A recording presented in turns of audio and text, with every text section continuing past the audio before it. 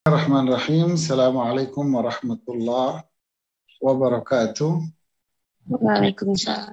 Alhamdulillah alladzi bi ni'matihi tatimmu shalihat. Salatu wassalamu ala Rasulillah wa ala alihi wa sahbihi wa ba'd. Kita melanjutkan di ayat yang kelima ya. Ayat yang kelima yaitu pada firman Allah, Iyyaka na'budu wa iyyaka nasta'in. Hanya kepadamu kami beribadah dan hanya kepadamu kami memohon pertolongan. Dijelaskan oleh Al-Imam Muhammad bin Abdul Wahhab dalam risalahnya, yaitu faedah-faedah yang diambil dari surat Al-Fatihah. Beliau mengatakan, Iyyaka na'budu, hanya kepadamu kami beribadah. Ini maknanya adalah a'buduka ya Rabb bima madha bihadhihi thalath. Aku beribadah kepadamu, wahai Rabb, Maha Pencipta, Maha Pengatur, Penguasa sekalian alam, atas 3 prinsip yang telah disebutkan sebelumnya, yaitu beribadah dengan cinta kepada Allah, beribadah dengan penuh harapan kepada Allah Subhanahu wa taala, beribadah dengan rasa takut kita kepada Allah. Jadi di sini para ikhwah akhwat sekalian, kembali kepada pembahasan pada ayat-ayat yang sebelumnya, yaitu Alhamdulillahi Rabbil Alamin. Yang pertama, di mana ayat ini mengandung makna cinta kepada Allah Subhanahu wa taala yang cukup mendalam. Karena Allah adalah zat yang sempurna pada nama-nama dan sifat-sifatnya. Sehingga Allah patut dipuji atas kesempurnaan pada nama-nama dan sifat-sifatnya. Terlepas kita merasa mendapatkan nikmat atau tidak, yang jelas Allah itu adalah zat yang sempurna dengan nama-nama dan sifat-sifatnya. Sehingga layak untuk dipuji dalam setiap kondisi dan keadaan kita. Nah, ini melahirkan sifat al-mahabbah, cinta kepada Allah. Ar-Rahman, Ar-Rahim adalah 2 nama Allah yang kembali kepada satu sifat, yaitu rahmah, kasih sayang. Berarti Allah Subhanahu wa taala memiliki kasih sayang yang sangat luas sekali, di mana alam semesta ini ada karena kasih sayang Allah Subhanahu wa taala. Dan Allah memberikan kasih sayangnya kepada hamba yang dikehendaki. Ada bentuk kasih sayang yang bersifat khusus, yang diberikan hanya kepada hamba yang dikehendaki saja, yaitu iman, amal saleh, rezeki, nikmat yang penuh dengan keberkahan. Ini hanya diberikan kepada hamba tertentu, sehingga melahirkan dari sini adalah roja, harapan. Kita berharap agar kita mendapatkan kasih sayang Allah yang bersifat khusus ini.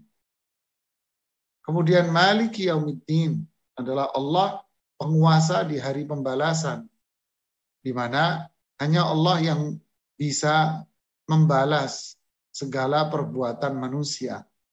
Hanya Allah yang bisa menentukan kebaikan atau keburukan di akhirat nanti. Apakah manusia mendapatkan pahala kebaikan atau manusia mendapatkan dosa dan azab, itu hanya Allah Subhanahu wa taala yang berhak menentukannya dari amal ibadah kita. Maka ini melahirkan al-khauf, takut akan azab Allah Subhanahu wa taala. Nah, 3 prinsip dasar ini, yaitu cinta hanya kepada Allah, kemudian berharap akan rahmat Allah semata, takut akan azab Allah Subhanahu wa taala, itulah yang mendasari seseorang ibadah kepada Allah, yaitu iyyaka na'budu, hanya kepadamu saya beribadah. Berarti saya beribadah kepada Allah dikarenakan tiga ini. Saya ibadah karena kecintaan saya kepada Allah. Saya beribadah karena harapan saya untuk mendapatkan rahmat. Saya beribadah karena saya takut akan azab Allah semata. Ya, saya ulangi. Iyyaka na'budu, hanya kepadamu kami beribadah. Artinya, ini makna yang pertama. Nanti ada makna yang kedua yang dijelaskan. Makna yang pertama adalah kami beribadah kepadamu karena kecintaan kami hanya kepada Allah. Karena harapan kami untuk mendapatkan rahmat Allah. Karena takut kami akan azab Allah Subhanahu wa taala. Inilah tiga pilar pijakan seseorang dalam beribadah. Lalu Al-Imam Muhammad bin Abdul Wahab mengatakan, bahadihi thalath, tiga prinsip ini, arkanul ibadah, rukun dari ibadah. Wa sarfuha li ghairillahi syirk, memalingkan tiga prinsip ini kepada selain Allah, itulah yang namanya kemusyrikan. Artinya, wa minan nas, ada sebagian manusia yang yuhibbuna, mencintai selain Allah, kahubbillah, seperti cintanya mereka kepada Allah. Tentu ini adalah kemusyrikan yang begitu besar. Cintanya si fulan kepada selain Allah itu seperti dia mencintai Allah. Nah, ini adalah sebuah kemusyrikan yang besar. Sehingga ibadah dia bukan karena Allah, tapi karena si fulan itu. Kepatuhan dia, ketaatan dia, bukan kepada Allah, tapi kepatuhan dan ketaatan dia kepada si fulan ini. Karena kecintaan dia kepada si fulan ini yang melebihi kewajaran sebagai manusia.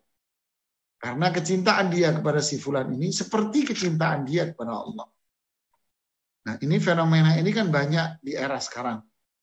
Mencintai gurunya, kiainya, sebagaimana dia kayak mencintai Allah.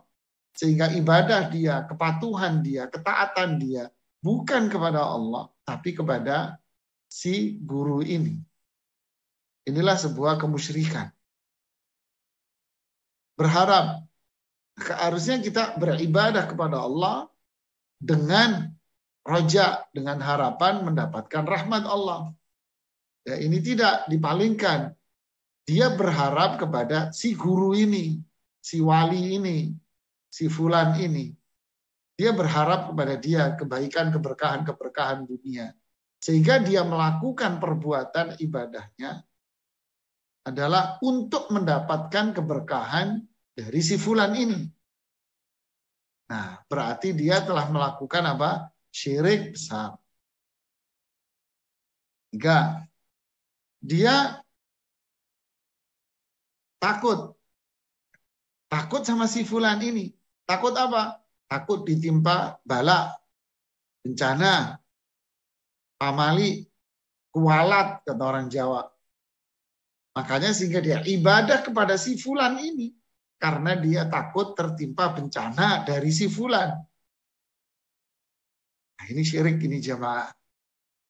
A'udzubillah. Jadi iyyaka na'budu artinya aku beribadah kepada Allah karena kecintaanku sama Allah. Karena harapanku untuk mendapatkan rahmat Allah.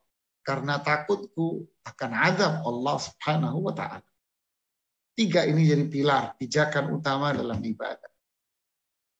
Lalu Imam Muhammad mengatakan, wa fi hadhihi thalath, pada 3 prinsip ini, ar-rad ala man ta'allaqa biwahidin minhunna. Ini adalah bantahan bagi mereka yang hanya mengaitkan dirinya dengan salah satu dari 3 ini. Jadi ibadah itu harus berpijak dengan 3 rukun ini. tidak boleh pada salah satunya karena surat ini disebutkan bersamaan. Alhamdulillahirabbil alamin, Ar-Rahmanir Rahim, Maliki Yaumiddin. Ini 3 rangkaian. Berarti ibadah itu harus berpijak dengan 3 rangkaian. Jadi tidak boleh kepada salah satu dari 3 ini. Tidak boleh. Seperti kaman ta'allaqa bil mahabbati wahda. Seperti seseorang yang beribadah murni karena cinta. Yaitu kelompok-kelompok yang disebut dengan kalangan tasawuf sufi. Di mana mereka mengatakan kalian kalau ibadah, ya murni ibadah kalian itu karena cinta. Jangan berharap surga. Orang yang ibadah berharap surga, berarti ibadahnya itu nggak benar. Karena jangan beribadah karena takut neraka, tidak. Tapi ibadahlah karena kecintaan kita kepada Allah. Wah ini tidak benar, ini jamaah rusak ini. Makanya orang yang seperti ini dampaknya adalah banyak melakukan, justru malah banyak melakukan syirik dan bid'ah. Jadi tidak boleh ibadah dengan cinta saja. Au ta'allaqa birraja'i wahda. Atau seseorang yang beribadah hanya karena roja saja. Sehingga muncullah aliran sesat yang namanya murji'ah. Ya, dia berharap aja, semua didasarkan atas harapan-harapan. Jadi harapan kosong pada akhirnya. Au ta'allaqa bil khaufi wahdah. Atau dia beribadah hanya berpijak pada rasa takut saja. Sehingga lahirlah kelompok namanya Khawarij. Yaitu siapapun orangnya yang berbuat dosa besar, kafir dia. Karena dia berpijak pada takut aja. Tidak ada harapan, tidak ada cinta. Nauzubillah. Faman sarafa minha syai'an li ghairillah fahuwa musyrik. Siapapun yang memalingkan salah satu dari ketiga itu, maka dia adalah orang yang berbuat syirik. Ya. Nah, inilah prinsip makna pertama dari iyyaka na'budu. Ya. Hanya kepadamu kami beribadah. Yaitu maksudnya, saya ulangi lagi, yaitu kita beribadah karena cinta kita kepada Allah. Karena harapan kita untuk mendapatkan rahmat Allah, dan karena takut kita akan azab Allah. Maka 3 ini adalah 3 in 1, menjadi 1, yaitu ibadah hanya kepada Allah. Sehingga ayat ini, potongan ayat ini, iyyaka na'budu, bisa kita ambil faedah pelajaran dari sini adalah bantahan akan kesesatan dari 3 kelompok tadi itu. Sufia, kelompok-kelompok yang ibadah kepada cinta. Kelompok-kelompok yang hanya beribadah kepada harapan saja. Kelompok-kelompok yang berharap beribadah karena takut saja. Sehingga semua orang salah bagi dia. Siapapun yang maksiat masuk neraka, kekal di neraka. Berat ini akhirnya. Jadi ini pelajaran yang pertama dari makna iyyaka na'budu. Yang kedua dijelaskan oleh Al-Imam Muhammad, iyyaka na'budu adalah fiha tauhidul uluhiyah.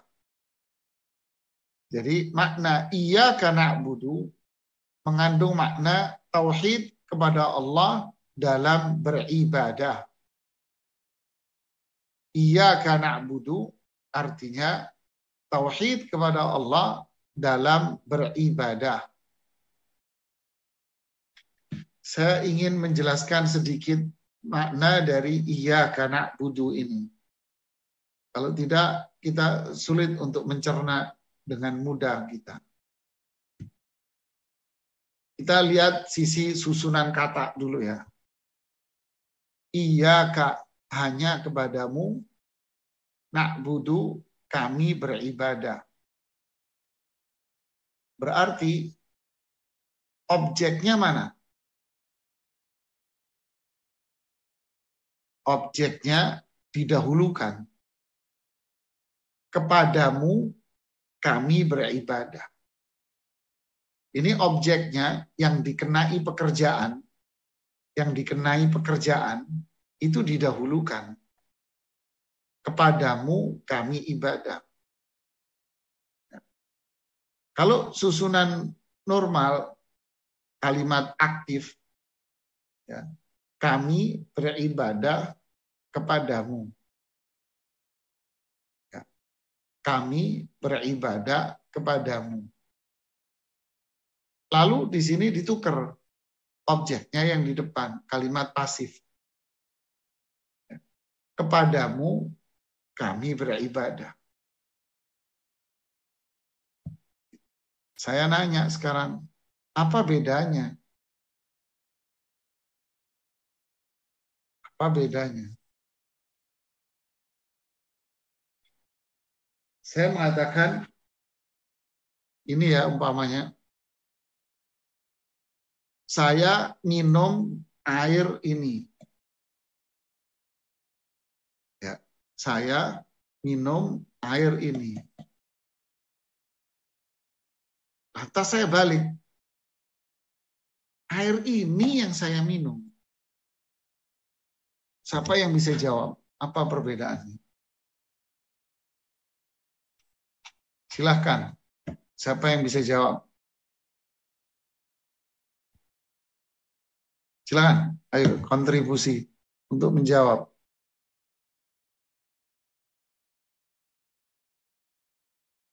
Siapa yang tahu? Silakan, silakan. Saya pengen tahu aja. Nah, Assalamualaikum Ustaz. Selamat. Ayo. Apa bedanya? Coba ini menjawab Ustaz. Ya. Adanya penekanan atas hanya sesuatu itulah gitu, hanya objek tersebut yang menjadi tujuan gitu. Mama ada 3 ekor anjing. Contohnya 3 ekor anjing. Yang satu anjing ini kelenger jamaah. Jatuh dia udah kelenger. Terus nanya, siapa yang mukul anjing ini? Saya jawab, saya mukul anjing ini. Oke. Dengan saya mengatakan, anjing ini yang saya pukul. Apa bedanya? Gimana tadi jawabannya? Coba diulang. Adanya penekanan terhadap objek tersebut gitu ya, hanya itu gitu, hanya memastikan tidak ada yang lain gitu. Mungkin Ustaz ya, coba menjawab. Yang lain coba, ayo siapa yang mau coba jawab? Gak apa-apa, bukan ujian. Saya pengen tahu aja. Kurang lebih Ustaz, kayaknya ada pengkhususan, nggak ada yang lain. Pengecualian apa? Ya, ada makna pengkhususan di situ, nggak ada yang selain itu. Cuman itu. Masya Allah, barakallahu fiik. Jadi kalau saya mengatakan tadi, mau saya kasih contoh anjing, Bapak. Kalau saya mengatakan saya mukul anjing ini, berarti bisa jadi anjing-anjing yang lain saya pukul juga. Cuman kebetulan yang saya ceritakan cuman anjing ini. Karena ini kalimat berita. Kalau saya mengatakan anjing ini yang saya pukul, berarti maknanya saya tidak pernah mukul anjing. Baru kali ini yang saya pukul. Nah, itu tadi yang dikatakan makna pengkhususan. Makna pengkhususan. Lihatlah rahasia Al-Quran kalau kita jeli melihatnya. Ya. Iyyaka na'budu. Nah, kembali ke sini. Hanya kepada, makanya suka ditambahi kata hanya. Karena maknanya kan kepadamu kami beribadah. Nah, jadi ini memberikan makna apa? La na'budu illa iyyak. Maknanya adalah saya tidak akan beribadah kecuali hanya kepadamu. Saya tidak akan beribadah kecuali hanya kepadamu. Ini makna dari ayat ini. Iyyaka na'budu. Nah, inilah yang dimaksud dengan penjelasan para ulama, berarti inilah namanya tauhid. Tauhid di dalam kita beribadah kepada Allah. Kata Imam Asy-Syanqiti rahimahullah ta'ala dalam kitab Ad-Du'aul Bayan, beliau mengatakan iyyaka na'budu.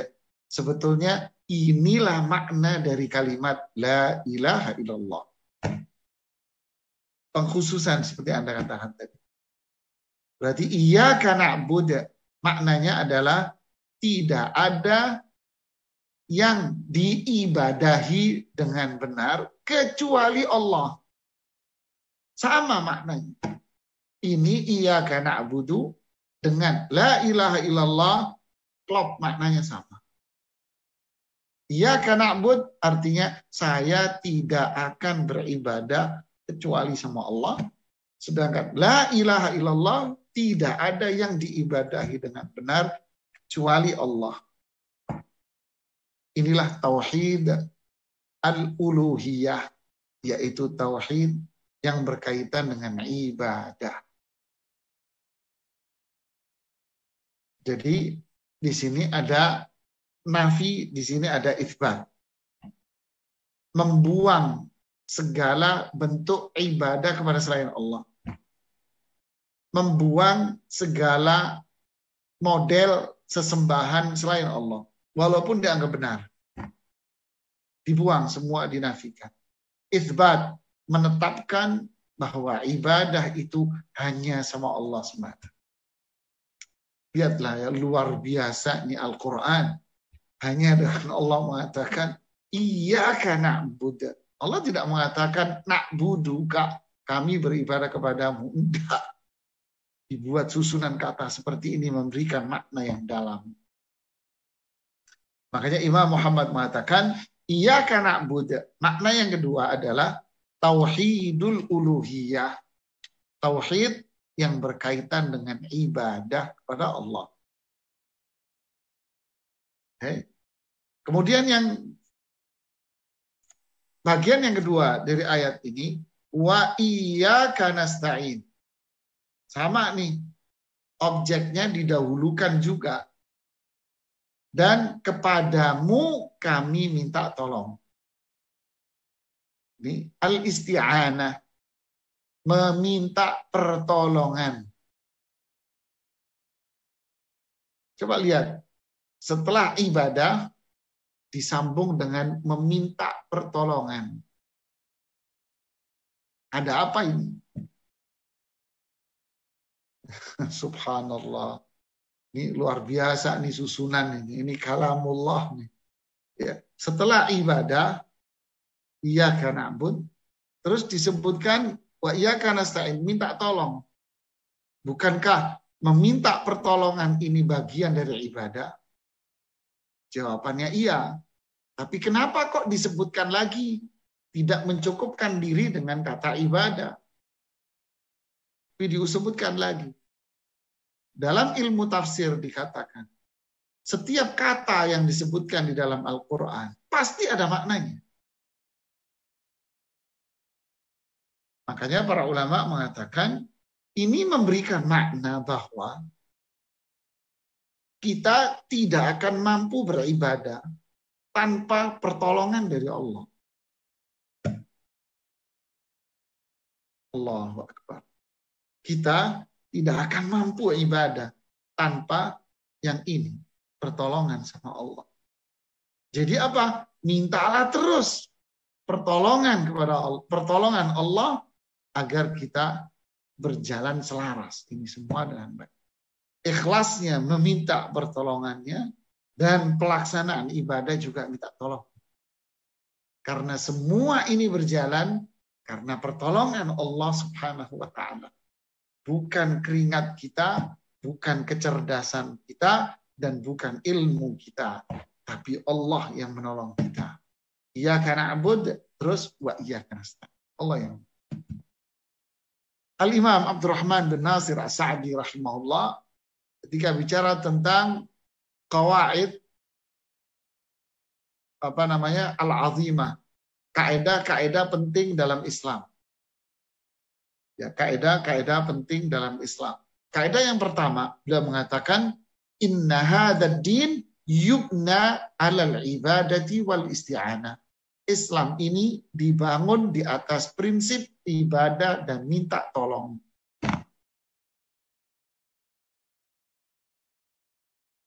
Nah, hanya ini digandeng.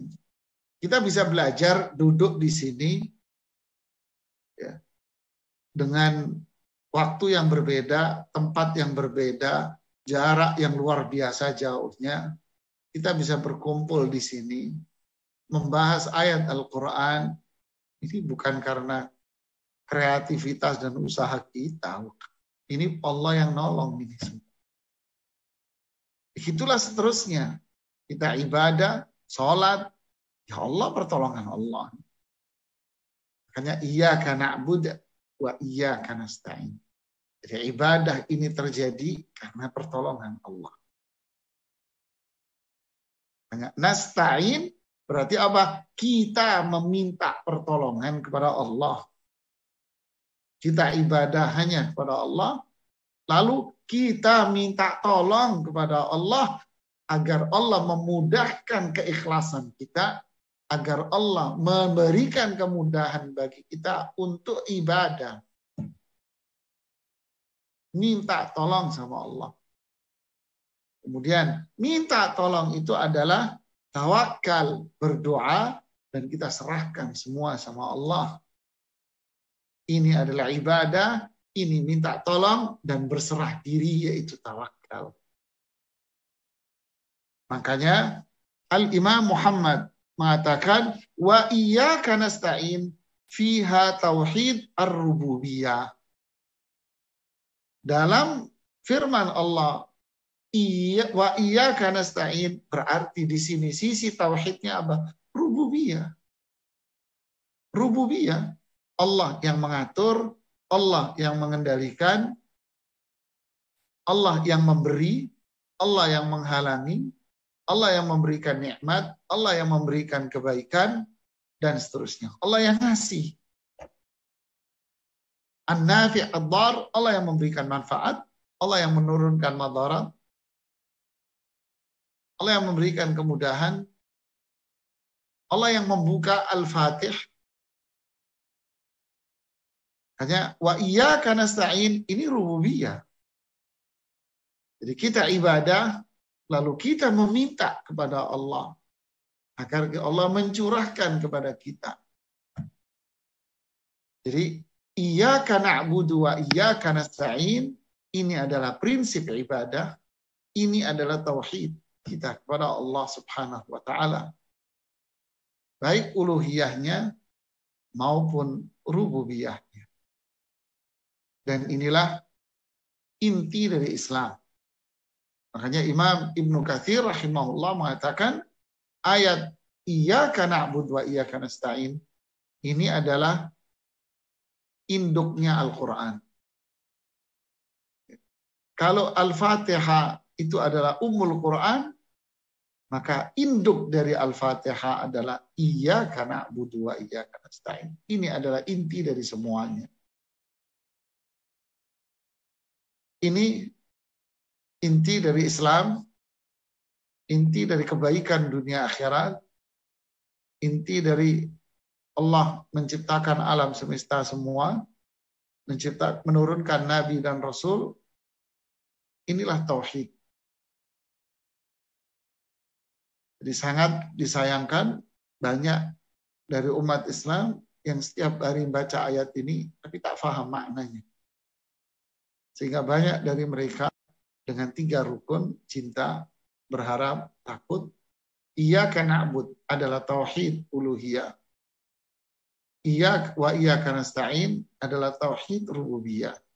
Yang bermakna manusia tidak akan bisa menjalankan apapun di muka bumi ini kalau tanpa pertolongan dari Allah.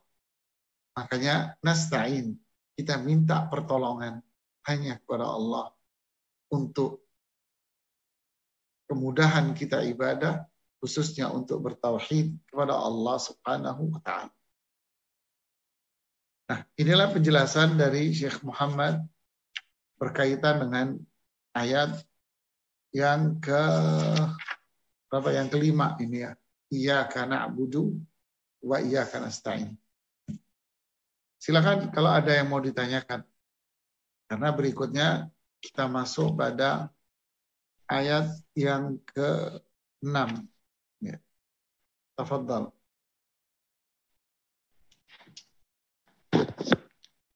Silahkan Ibu Yuniarti yang sudah raise hand. Assalamualaikum warahmatullahi wabarakatuh, Pak Ustadz. Waalaikumsalam warahmatullahi wabarakatuh. Silakan. Saya izin bertanya, Pak Ustadz, kan manusia itu beribadah hanya kepada Allah. Nah, apabila ada sesuatu, nah misalnya kita ada musibah nih Pak Ustadz, musibahnya tiba-tiba. Nah, kita tuh kadang-kadang suka melupakan Allah, jadi nggak mengucapkan kalimat Allah gitu Pak Ustadz. Misalnya contohnya rumah kebakaran atau kita kebanjiran, kan kadang kita karena kita terburu-buru gitu, kadang suka lupa mengucapkan kalimat Allah, ingatnya kepada manusia. Hanya kadang-kadang orang tuh suka, karena manusia ini saya rumah saya bagus misalnya gitu. Nah, pengucapan kalimat Allahnya itu kan suka dilupakan, itu bagaimana ya Pak Ustadz? Kalau ada seperti itu Pak Ustadz. Ya. Pertanyaannya bagus sekali. Ini bagus pertanyaan ini. Imam Ibnu Qayyim rahimahullah ta'ala mengatakan di beberapa kitab beliau, ada di Wabil As-Sayyib, ada di Uddatus Sabirin, beliau juga menjelaskan ibadah itu dilakukan baik di saat senang maupun ibadah itu dilakukan di saat dia susah. Ini penting, ini kaidah ini. Ibadah itu dilakukan berkaitan dengan pelaksanaan ini. Ibadah itu dilakukan di saat senang maupun di saat susah. Beliau langsung lalu memberikan contoh. Seperti kita wudhu. Kita diperintahkan untuk wudhu. Baik di saat udara panas maupun di saat udara sangat dingin. Apalagi teman-teman kita yang tinggal di daerah Eropa yang sampai minus sekian, ya Anda tetap wudhu. Bukan berarti kan dingin banget nggak ada wudhu nih, nggak bisa. Anda suka, Anda nggak suka, tetap wudhu. Iya. Nah, ini contoh. Ya. Iya. Kemudian contoh yang kedua adalah sedekah, sedekah. Kita ini dianjurkan untuk banyak sedekah. Baik duitnya banyak ataupun duitnya sedikit. Bahkan yang duitnya sedikit, pas-pasan, ini sedekahnya lebih bagus. Lebih mulia daripada mereka yang duitnya banyak. Kalau duit banyak sedekah, orang mengatakan, ya maklumlah duitnya banyak. Tapi yang kalau duitnya pas-pasan sedekah, ya luar biasa. Begitulah seterusnya. Kita mendapatkan nikmat dari Allah. Kita juga ibadah. Dengan cara apa? Zikir. Memperbanyak zikir. Memperbanyak ibadah, salat, puasa. Atas nikmat yang Allah berikan, sedekah. Dikeluarkan zakatnya. Dia berangkat haji karena dikasih nikmat, karunia harta. Ketika dia ditimpa musibah, dia juga berzikir kepada Allah. Dia harus tetap, malah harus tambah dekat lagi pada Allah. Jadi mengait, kenapa? Karena nikmat maupun musibah itu datang dari Allah. Baik dan buruk itu datang dari Allah. Aisyah radhiyallahu taala anha mengatakan, "Kana Rasulullah SAW yadhkurullah ala kulli ahwali." Bahwa Rasulullah SAW berzikir kepada Allah dalam semua kondisi. Beliau kalau mendapatkan nikmat, beliau bilang alhamdulillah. Beliau kalau mendapatkan musibah, beliau juga bilang alhamdulillah. Bukan, wah sial nih. Bukan, jangan. Ada musibah, alhamdulillah. Sakit, alhamdulillah. Bencana, alhamdulillah. Kita puji Allah karena ini ibadah semua. Nah inilah. Jadi ibadah itu di saat senang maupun kita di saat susah. Ibadah yang mana? Iyyaka na'budu wa iyyaka nasta'in. Ibadah kita hanya sama Allah. Wa iyyaka nasta'in, minta tolongnya sama Allah, senang ataupun susah. Ya, barakallahu fiik. Silakan. Dari mana? Denmark, ya, Muslim di Denmark, Masya Allah. Barakallahu fiik. Assalamualaikum Ustaz. Waalaikumsalam, Pak. Pertanyaannya ini sebenarnya agak melanjutkan tadi tentang masalah ibadah Ustaz, pada kondisi seperti di Denmark yang agak sudah ujung utara itu Ustaz. Jadi apakah dibolehkan, ini tadi kan jadi ibadah kan harus kondisi apapun tetap konsisten, tetapi di sini kalau musim panas itu bisa sampai 20 jam siangnya itu menjadi berat untuk puasa sunnah, Senin Kemis ada sebagian orang puasa Daud misalkan menjadi berat. Tapi kalau musim dingin seperti sekarang ini ringan.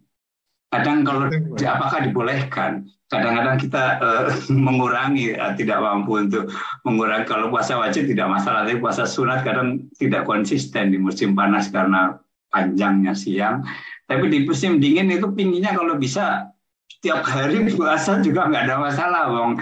Jam 7 sampai jam 4 sore udah cuma siang dengan seperti pinginnya tiap hari. Apakah boleh melakukan seperti itu karena melihat kemudahan yang ada dari kondisi yang memang perbedaannya ekstrim gitu, Ustaz? Ya, ini menarik ini untuk mempertajam penjelasan yang tadi ini. Kita harus bedakan ibadah itu kan ada yang sifatnya wajib, yaitu keharusan lazim untuk kita lakukan. Jadi seperti yang Bapak katakan tadi itu, jika itu terjadi bulan Ramadan, musim panasnya tadi di bulan Ramadan, ya, mau tidak mau Anda harus melakukan itu dengan hati yang senang. Karena ini wajib. Tapi kalau ini jatuhnya adalah sunnah, maka dikembalikan kepada prinsip dasar syariat. Apa itu? Pertama, dalil ayat Al-Quran. La yukallifullahu nafsan illa usaha. Allah tidak akan memberikan perintahnya kepada kalian, melainkan itu sesuai dengan kemampuan kalian. Ya, kalau artinya, alaikum bima tatiqun. Seperti dalam hadis dalil yang kedua, maknanya apa adalah ini, ayat ini, maknanya adalah alaikum bima tatiqun, lakukanlah sesuai dengan kemampuan kalian. Nah, ini di hadis, karena melihat istri Rasulullah SAW, Zainab, sholat malam, sepanjang malam, sampai capek, nggak kuat berdiri, hingga pegangan tali. Sehingga beliau bikin tali antara satu tiang dengan tiang dibuati tali. Sahabat yang lain nggak berani nyopot. Rasulullah melihat ini talinya siapa? Zainab, ya Rasulullah. Alaikum bima tatiqun. Kamu lakukan sesuai kemampuan. Capek ya istirahat, ngantuk ya tidur. Nah, makanya kesimpulannya di dalam ayat pun dikatakan Allah berfirman, fattaqullaha mastata'tum. Bertakwalah kalian kepada Allah sesuai kemampuan. Jadi kaidah-kaidah inilah yang Bapak Ibu pegangi kalau berada di daerah-daerah yang suhu ekstrim seperti tadi. Oh ini apa? Puasa sunnah. Ya sudah, kembalikan kepada diri Bapak sendiri. Kepada diri Ibu sendiri. Sangat berat sekali, Ustaz, 24 jam umpamanya. Puasanya, ya sudah, la yukallifullahu nafsan illa usaha. Fattaqullaha mastata'tum. Alaikum bima tatiqun. Ya Allah tidak akan memberikan perintah kecuali sesuai kemampuan. Bertakwalah kepada Allah sesuai kemampuan kalian. Kalian harus melakukan sesuai dengan kemampuan kalian. Inilah kaidah. Berat, ya sudah, nggak puasa, nggak apa-apa. Ini sunnah kok. Nah, ketika musim dingin, ya Anda puasa nggak apa-apa. Tapi kalau setiap hari nggak boleh, Pak. Kalau paling puasa yang paling mentok, paling tinggi nilainya adalah afdhalus siyam, siyamu nabiyyikum Daud. Sebaik-baiknya puasa adalah puasa Nabi kalian, yaitu Nabi Daud. Nah, itu sudah sebaik-baiknya puasa. Artinya puasa sehari, besoknya enggak. Puasa, besoknya enggak. Ini sudah paling afdal.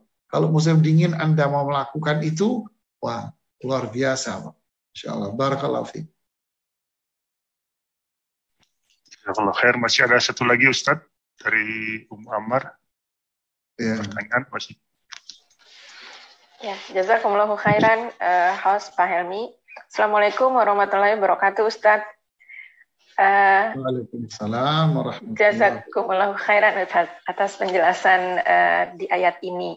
Ada pertanyaan dari Ummahat Ustadz mengenai apakah Ustadz mohon nasihat dan pencerahannya.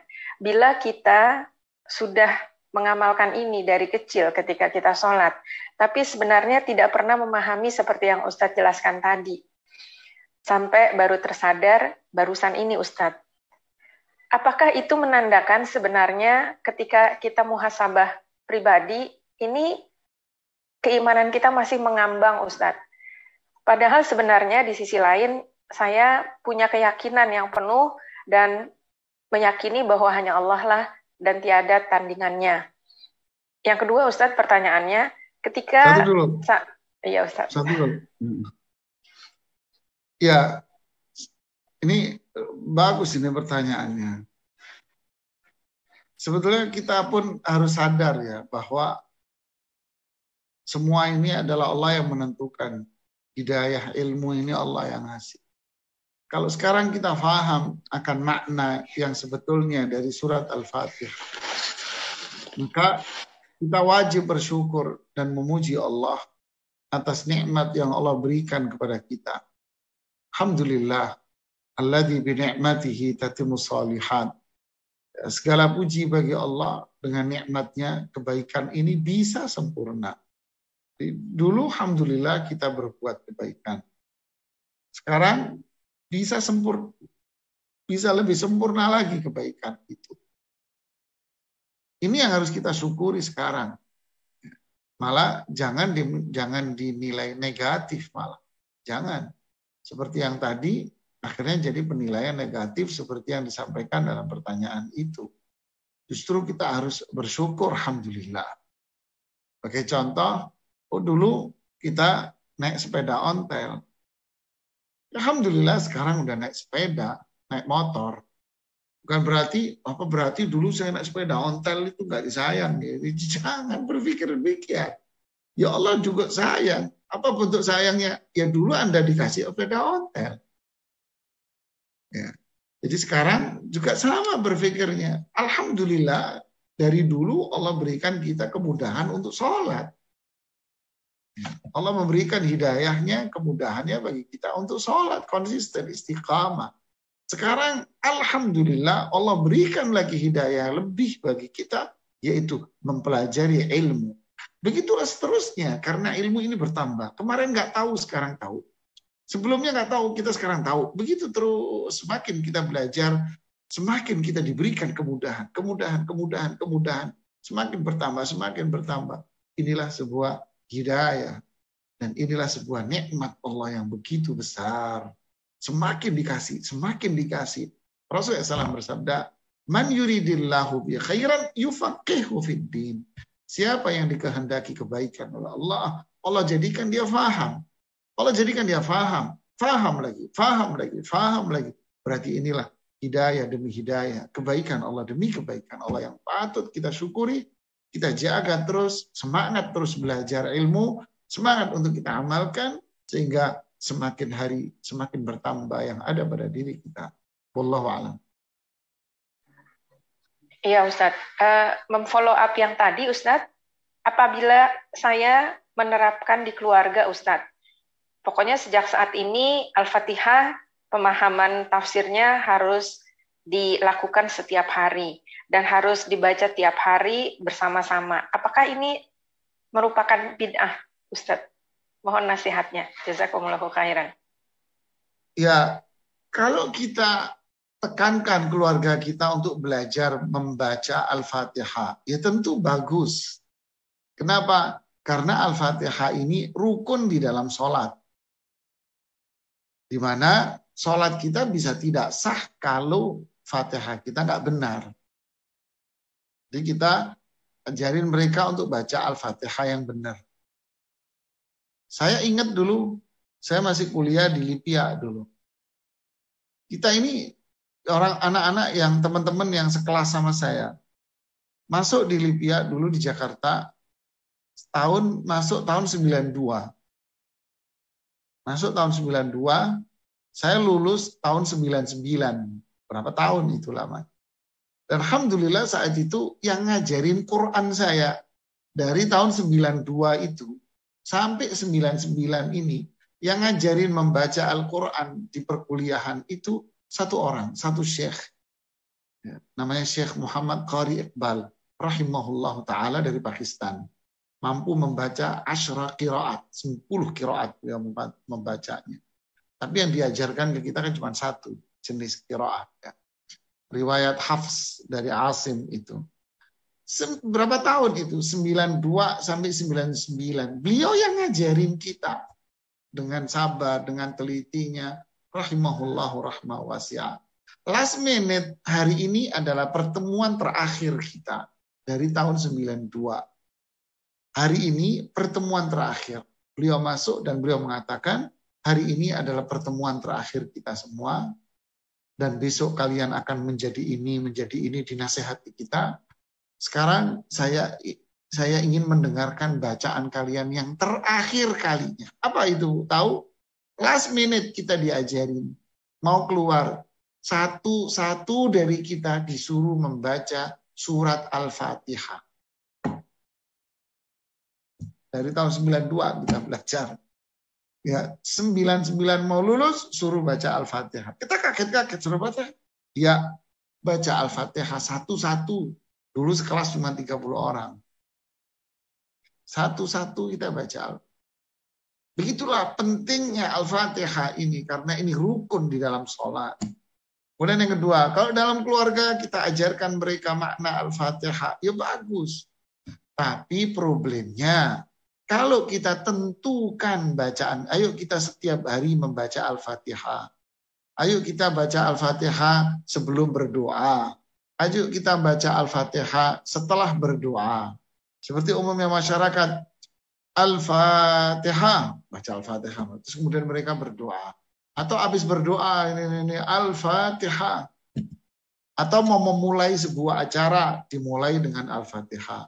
Menutup sebuah acara, dimulai dengan Al-Fatihah. Atau ditentukan, ayo kita setiap hari baca Al-Fatihah sekian. Karena Al-Fatihah ini mulia. Tentu ini semua adalah bid'ah yang tidak ada tuntunan di dalam Islam. Rasulullah SAW tidak pernah mengajarkan itu, tidak pernah melakukan itu. Para sahabat juga tidak pernah melakukan itu. Para ulama-ulama tidak pernah melakukan itu. Tidak ada. Ya, memang Al-Fatihah ini mulia, tapi jangan melakukan sesuatu yang Nabi nggak pernah. Ya, nah ini yang banyak di masyarakat, makanya ini perlu kita jelaskan lebih detail lagi. Ya, barakallahu fiik. Jazakallah khair Ustaz. Ini ada satu pertanyaan mungkin yang terakhir sebelum dilanjutkan ke pembahasan berikutnya Ustaz ya. Boleh, mungkin nggak yang lainnya waktunya masuk nggak? Kalau yang jamaah tergantung Ustadz aja kayaknya nih. Waktunya masih mungkin nggak buat yang lain-lainnya? Insya Allah sih. Insya Allah mungkin. Ya udah. Insya Allah. Ya. Nggak apa-apa. Saya enjoy aja. Assalamualaikum Ustadz. Pertanyaannya adalah dalam bacaan Al-Fatihah, Iyyaka na'budu wa iyyaka nasta'in, itu dikaitkan atau disambung dengan ihdinas siratal mustaqim dan seterusnya. Apakah dengan struktur ini berarti permintaan kita atau doa itu cuma untuk urusan akhirat saja? yang di surat Al-Fatihah itu? Apakah hanya ditujukan untuk urusan akhirat saja? Itu pertanyaan Ustaz. Saya kurang begitu jelas maksud dan arah dari pertanyaan ini kemana. Jadi karena dia disambung dengan ihdinas siratal mustaqim, apakah itu berarti permohonannya cuma untuk urusan akhirat saja, nggak ada untuk urusan dunianya? Pertanyaannya tidak nyambung, Pak, dengan konteks dari ayat ini. Dan redaksi dari ayat ini pun tidak nyambung. Masalah membaca disambung atau tidak, itu ranahnya adalah ranah ilmu tajwid. Jadi dalam ilmu tajwid, boleh kita menyambung ini semua, boleh. Kalau napas kita nyambung ya. Iyyaka na'budu wa iyyaka nasta'inu ihdinas siratal mustaqim. Boleh. Secara ilmu tajwid boleh. Kita sambung kayak tadi. Iyyaka na'budu wa iyyaka nasta'inu ihdinas siratal mustaqim. Boleh, nggak apa-apa. Ini ranahnya adalah ranah ilmu membaca, yaitu ilmu tajwid. Ya, nggak apa-apa. Adapun dari sisi makna, tentu ihdinas siratal mustaqim. Nah, ini yang akan kita bahas. Apa maknanya? Di antara makna dari ihdinas siratal mustaqim, ini adalah doa. Nah, ini adalah doa. Ya. Nah, ini akan kita bahas pada penjelasan dari ayat yang ke-6 ini. Ya, ini doa memang. Apa kandungan dari doanya? Nah, ini yang mau kita jelaskan. Ya, Allahu a'lam. Jazakallahu khair. Sudah nggak ada lagi Ustaz pertanyaan, jadi bisa kita lanjut. Kalau nggak ada, saya lanjutkan dengan ayat yang berikutnya, yaitu pada firman Allah, ihdinas siratal mustaqim. Ini terjemahnya adalah berilah kami petunjuk, hidayah, menuju jalan yang lurus. Ayat ini mengandung banyak sekali pelajaran bagi kita. Pelajaran yang pertama adalah ayat ini mengandung makna doa. Ayat ini mengandung makna doa, yaitu seorang hamba berdoa meminta kepada Allah agar Allah memberikan hidayah kepada dirinya menuju jalan yang lurus. Ayat-ayat yang di atas mengandung makna pujian-pujian kepada Allah Subhanahu wa Ta'ala, yaitu mulai dari ayat Alhamdulillah sampai Malik Yaumiddin. Ini adalah pujian-pujian kepada Allah Subhanahu wa Ta'ala. Lalu setelah memuji Allah, muncullah perbuatan kita. Iyyaka na'budu wa iyyaka nasta'in. Itu kita yang berbuat.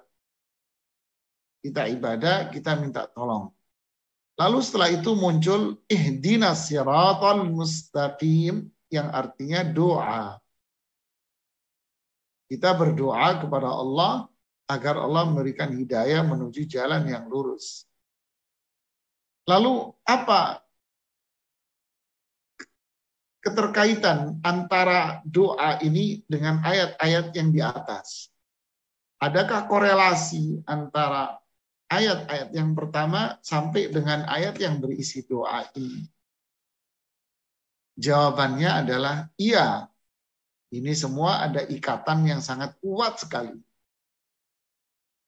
Artinya, secara tidak langsung, seperti yang dijelaskan oleh Imam Ibnu Katsir, Syekhul Islam Ibnu Taimiyah, dan para ulama tafsir semua menjelaskan bahwa secara tidak langsung, di ayat ini Allah mengajarkan kepada kita doa dan tata cara berdoa.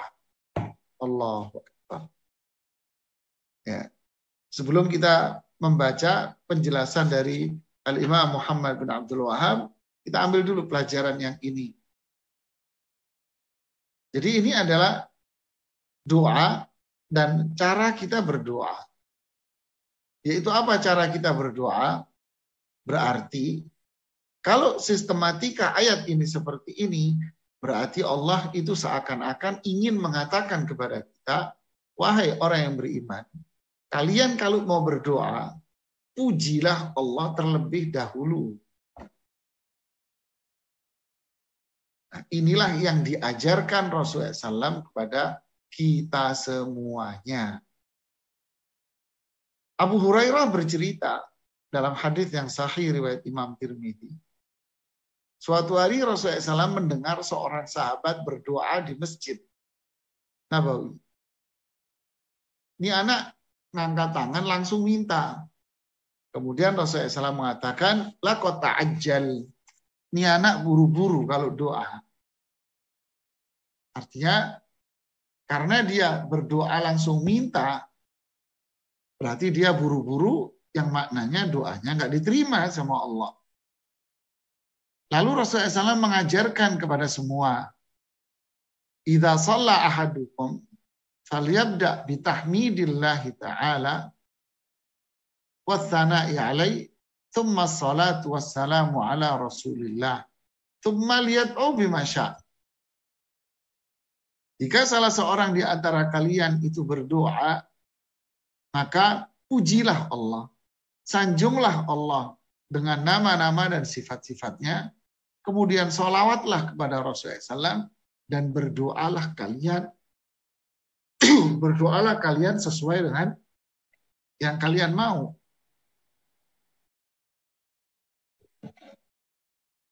Nah, seperti di Al-Fatihah ini, coba lihat, segala puji hanya milik Allah, pencipta, pengatur, penguasa sekalian alam. Zat yang memiliki sifat-sifat yang sangat luas sekali. Dan zat yang memberikan kasih sayangnya kepada hamba yang dikehendaki. Zat yang berkuasa di hari pembalasan. Ya Allah, aku hanya beribadah kepadamu. Aku ingin meminta pertolongan hanya kepadamu semata. Baru doanya dipanjatkan. Ya Allah, berilah aku petunjuk padamu. Ini doa istimewa ini. Inilah doa yang luar biasa. Jadi kalau kita mau doa, lakukanlah dengan cara apa? Pertama, pujilah Allah. Ini kesimpulannya. Pujilah Allah. Ya Allah, Engkaulah yang menciptakan alam semesta. Engkaulah yang menghidupkan segala sesuatu dari tidak ada menjadi ada. Engkaulah yang menghidupkan semua yang mati. Engkau yang membuka kehidupan ini dengan nikmat dan karunia-Mu. Engkau Maha Pengasih, Penyayang. Rahmat-Mu lah yang menjadikan alam ini terbuka. Dan seterusnya Anda puji Allah. Dengan bahasa Indonesia boleh. Lalu yang kedua, salawat dan salam kepada Rasulullah Sallallahu Alaihi Wasallam. Lalu Anda berdoa, ya Allah. Nah, baru sampaikan permintaan. Boleh juga berdoa, ini yang kedua cara. Yaitu, Anda memuji Allah seperti yang tadi. Anda memuji Allah seperti yang tadi. Kemudian yang kedua, Anda salawat seperti yang tadi. Kemudian yang ketiga, Anda menyebutkan amal soleh yang pernah Anda lakukan, yang Anda lakukan. Sebelum berdoa, ya Allah, saya sudah sholat 5 waktu di masjid. Karenamu, ya Allah, saya sudah menutup diri saya dengan jilbab yang syar'i. Ya Allah, saya melakukan ini. ya Allah, sembuhkanlah diriku dari penyakit ini. Ini boleh namanya. Nah, dalam masalah akidah ini disebut dengan istilah tawassul dengan nama-nama Allah dan sifat-sifat Allah. Disebut dengan tawassul terhadap perbuatan dia sendiri. Jadi menceritakan perbuatan sendiri di hadapan Allah dalam doa.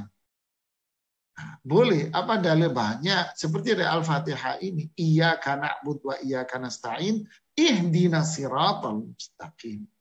Jadi iyyaka na'budu wa iyyaka nasta'in itu kan perbuatan kita. Lalu kita doa, berarti kita bertawassul dengan menyebutkan perbuatan kita. Seperti hadis yang bercerita tentang 3 laki-laki yang terjebak dalam gua. Innahu lan yanjuwa ahadum minkum min hadis sakrah illa an yad'uwa bi salihi a'malikum. Illa an nad'uwa bi salihi a'mal. Illa an yad'uwa ahaduna bi salihi a'mal. Kita tidak akan bisa selamat dari batu yang besar ini, nggak bisa keluar kecuali kita berdoa dengan amal soleh kita. Lalu yang satu berdoa, ya Allah, Engkaulah Maha ini, dipuji Allah. Kemudian ini kan cerita sebelum masa kenabian Rasulullah SAW, dipuji Allah. Kemudian dia mengatakan, ya Allah, dulu saya memiliki kedua orang tua. Saya berbakti sama orang tua saya. Saya melakukan ini, diceritakan itu. Saya begini-begini sama orang tua saya. Ya Allah, jika amalku ini Engkau terima, maka bukakan pintu gua ini. Maka pintu gua itu bergeser, cerai. Yang satu juga sama. Dulu saya punya karyawan. Dia pergi begitu saja. Gajinya belum saya kasih. Akhirnya gajinya ini saya pegang. Saya belikan ontak dan kambing. Akhirnya ontak dan kambingnya sudah ribuan. Ketika sudah ribuan, dia datang, mana gajiku? Inilah gajimu, ribuan ontak dan kuda dan kambing. Lalu dibawa semua. Ya Allah, jika apa amanah yang saya pegang ini adalah amal soleh, bukain, dibukain. Dan ini namanya tawassul dengan amal soleh dia. Ini diajarkan di surat Al-Fatihah. Ihdinas siratal mustaqim. Ini doa mulia. Jadi ngajarin kita berdoa kepada Allah. Dengan tata cara yang seperti ini. Ini tata caranya. Kemudian berikutnya ngajarin kita doa. Doa apa yang paling mulia? Kata Imam Ibnu Katsir dan menukil dari gurunya yaitu Syekhul Islam Ibnu Taimiyah bahwa ini adalah doa yang paling mulia. Apa itu? Meminta kepada Allah agar diberi petunjuk menuju jalan yang lurus. Nah, ini adalah bahasan yang panjang ini. Apa yang dimaksud dengan hidayah dan apa yang dimaksud dengan jalan yang lurus? Ini bahasan yang panjang. Jadi ini adalah doa yang mulia. Kita meminta hidayah. Itu doa yang paling istimewa. Hidayah ini adalah dunia dan akhirat. Kebaikan dunia dan akhirat. Jalan yang lurus adalah Islam. Konsistensi kita untuk tetap berada di atas Al-Quran dan berada di atas petunjuk Rasulullah SAW. Itulah sirat mustaqim. Jalan yang lurus adalah seperti yang dijelaskan oleh sahabat, oleh para sahabat, dan disajikan oleh Imam Ibnu Jarir At-Tabari dalam tafsirnya, dan dinukil oleh Imam Ibnu Katsir, dinukil oleh Imam Al-Baghawi, dan oleh para ulama yang lain, bahwa yang dimaksud jalan yang lurus adalah Islam, Al-Quran, petunjuk Rasulullah SAW, dan para sahabatnya Abu Bakar dan Umar. Jadi ihdinas siratal mustaqim, ya Allah beri aku petunjuk, arahkan aku, tuntun aku dalam kehidupan dunia, baik perkara dunia maupun dalam perkara akhirat, baik perkara dunia maupun perkara ibadah, tuntun bimbing aku untuk kehidupan dunia yang mengarah kepada akhirat yang lebih baik. Baik perkara duniawi maupun ibadah, bimbing aku semuanya untuk tetap berada di atas Islam yang benar, berada di atas Al-Quran, dan berada di atas sunnah Rasulullah SAW, seperti contohnya Abu Bakar dan Umar. Ini penjelasan para ahli tafsir semua. Makanya ini adalah hidayah yang doa yang paling mulia. Ngajarin doa, ngajarin tata cara berdoa, dan ngajarin isi dari doa. Barakallahu fikum.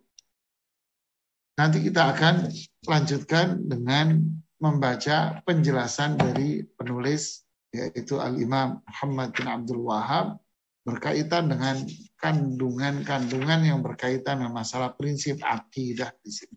Saya masih menjelaskan umum ini masih ya. Barakallahu fiik. Silakan kalau ada yang mau bertanya berkaitan dengan yang ini. Ihdinas siratal mustaqim.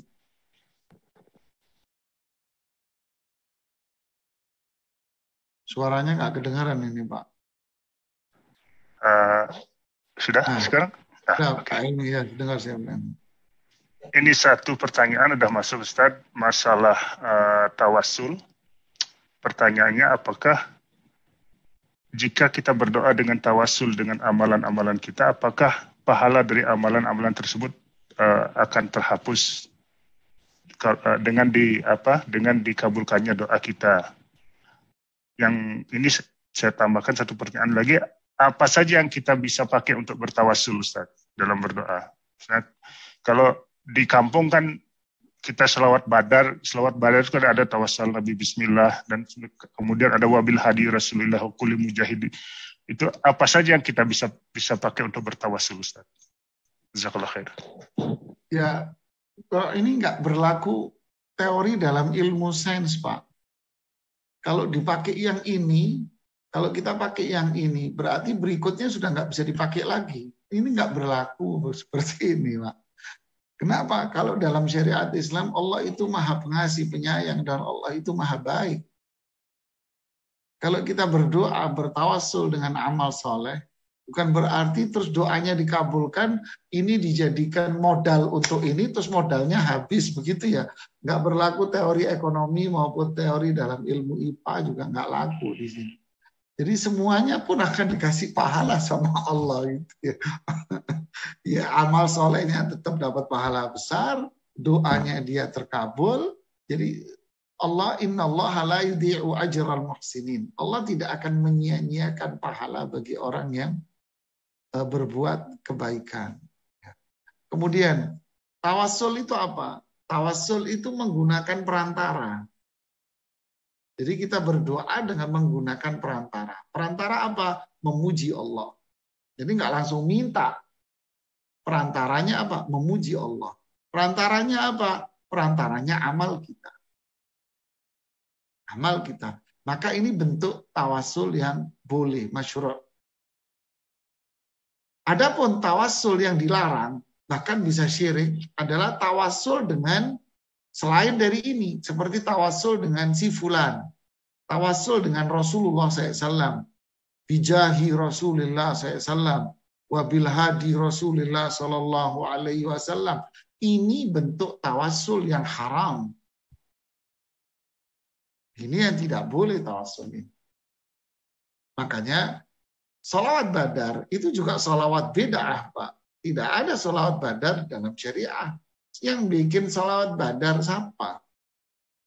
Ada lagi sekarang macam-macam. Ada sholawat badar, ada sholawat naria, ada sholawat, muncul nih sholawat Jibril, ada lagi sholawat Al-Kafiyah. Nanti setiap tahun akan muncul kreasi-kreasi baru. Rasulullah SAW hanya mengajarkan kepada kita redaksi sholawat yang simpel, Sallallahu Alaihi Wasallam, atau Allahumma salli ala Muhammad wa ala alihi, atau Allahumma salli ala Sayyidina Muhammad. Sudah cukup. Islam ini gampang, simpel, mudah, pahalanya sudah sebumi selangit sudah. Jangan membuat diri kita ini sulit dengan sesuatu yang akhirnya dia tak mampu untuk berbuat. Rasulullah SAW bersabda, "Lan inna hadzal dina yusr, walan yushadad dina illa ghalaba." Islam ini mudah. Siapapun yang mempersulit Islam ini, maka sebetulnya dia sendiri orang pertama yang akan meninggalkannya. Dia yang akan kalah di sini. Jangan dipersulit dengan bid'ah-bid'ah yang baru-baru. Kita komit dengan apa yang diajarkan oleh Rasulullah SAW yang mudah ini. Jadi tawasul itu ada dua kesimpulannya. Tawasul yang boleh dan tawasul yang terlarang. Tawasul yang boleh menggunakan nama-nama Allah dan sifat-sifat Rasulullah SAW. Nama-nama Allah dan sifat-sifat Allah. Kemudian tawasul dengan perbuatan kita sendiri. Itu yang boleh. Yang dilarang adalah tawasul dengan orang lain. Dengan jah, dengan kedudukan Nabi, dengan kemuliaan Rasulullah SAW. Ini semua adalah yang haram. Bisa syirik kepada Allah Subhanahu wa Ta'ala. Ya. Seperti yang banyak dalam redaksi-redaksi selawat yang dibuat-buat itu. Wallahu a'lam. Jazakallah khair Ustaz. Pertanyaan selanjutnya yang sudah masuk, apakah ketika kita sholat fardu pada saat membaca surat Al-Fatihah, apakah boleh sekalian kita bertawasul untuk kesembuhan penyakit yang diderita orang tua misalnya atau keluarga atau siapa aja? Inti pertanyaan ini sebetulnya, boleh nggak kita berdoa ketika dalam sholat? Boleh. Cuman posisinya kapan? Nah, posisinya kapan? Posisinya adalah pertama di saat sujud. Bukan di saat Anda membaca Al-Fatihah, tidak boleh. Maka bacalah Al-Fatihah seperti biasa, kemudian disusul dengan surat yang mudah, yang bisa dihafal, kemudian rukuk, i'tidal, kemudian sujud. Nah, di saat sujud itulah Anda berdoa. Setelah Anda membaca Subhana Rabbiyal A'la wa bihamdi, Subhana Rabbiyal A'la wa bihamdi, berapa kali? 3 kali, 4 kali, atau 5 kali. Setelah itu Anda berdoa. La ilaha illa anta, itu juga pujian kepada Allah. Tidak ada sesembahan yang benar kecuali Engkau. Subhanak, maha suci Engkau. Ya, itu juga pujian. Atau Anda sholawat di situ juga boleh, apa-apa. Kalau Anda sholat sendiri, tapi kalau jadi imam ya jadi kelamaan nanti. Ya, la ilaha illa anta subhanak. Allahumma salli ala Muhammad wa ali Muhammad umpamanya. Kemudian Anda doa, Allahumma shfi walidati. Allahumma shfi walidi. Ya Allah sembuhkan. Tapi jangan bahasa Indonesia. Ya, untuk kita lebih aman dan terbebas dari perselisihan para ulama fikih. Ya, Allahumma shfi walidi atau Allahumma shfi walidati atau Allahumma shfi ummi. Ya Allah sembuhkan ibuku. Ya, sembuhkan ibuku, sembuhkan ayahku. Allahumma shfiha min kullil amrad, dari semua penyakit. Sudah. Itu doa di saat sujud. Anda bisa ulangi, sujud lagi, doa lagi. Jadi nggak harus sujud yang terakhir. Nggak. Pokoknya setiap sujud Anda boleh. Maka itu adalah akrab ma yakunul abdu min rabbih wa huwa sajid. Posisi seorang hamba yang paling dekat dengan Allah adalah di saat dia sujud. Itu yang paling dekat dia dengan Allah.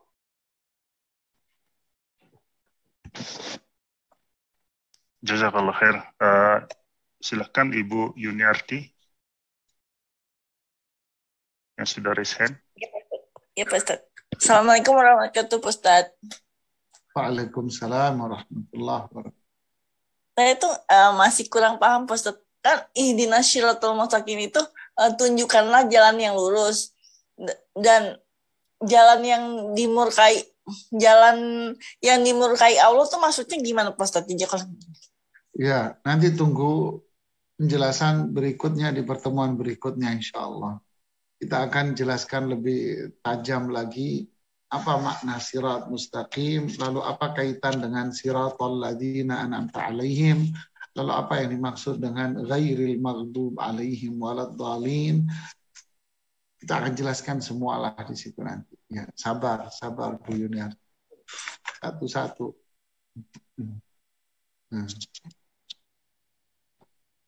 Silakan jemaah sekalian, kalau ada yang mau bertanya lagi.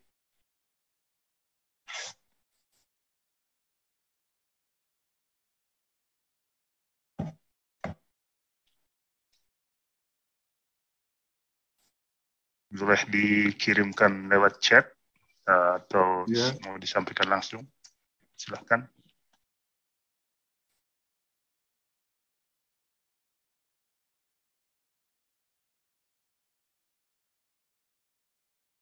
Sepertinya nggak ada lagi pertanyaan, Ustaz.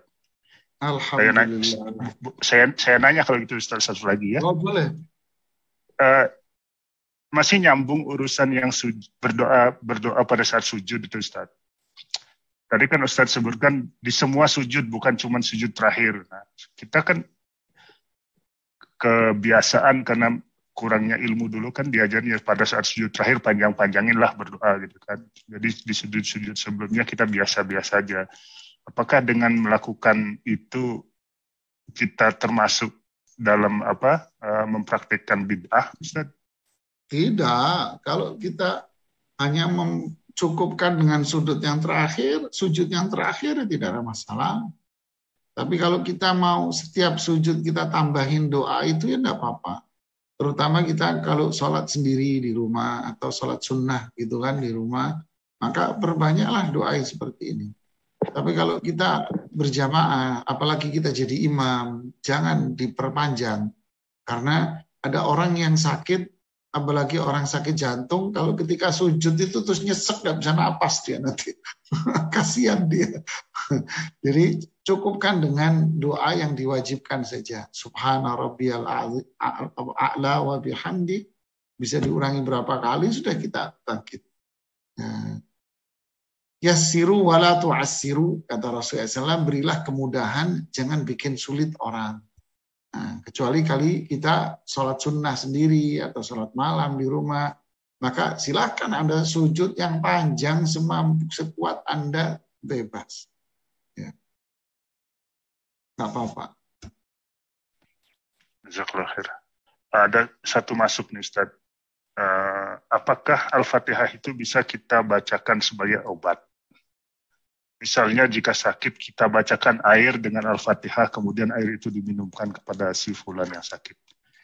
Ini sudah kita jelaskan di pertemuan yang pertama, bahwa Al-Fatihah ini juga memiliki nama-nama lain selain dari Al-Fatihah.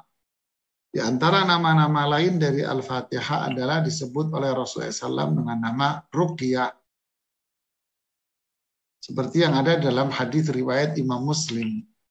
Ini hadis sahih riwayat Imam Muslim bahwa Rasulullah SAW memberi nama Al-Fatihah dengan nama Ruqyah. Ruqyah itu apa? Bacaan pada yang sakit.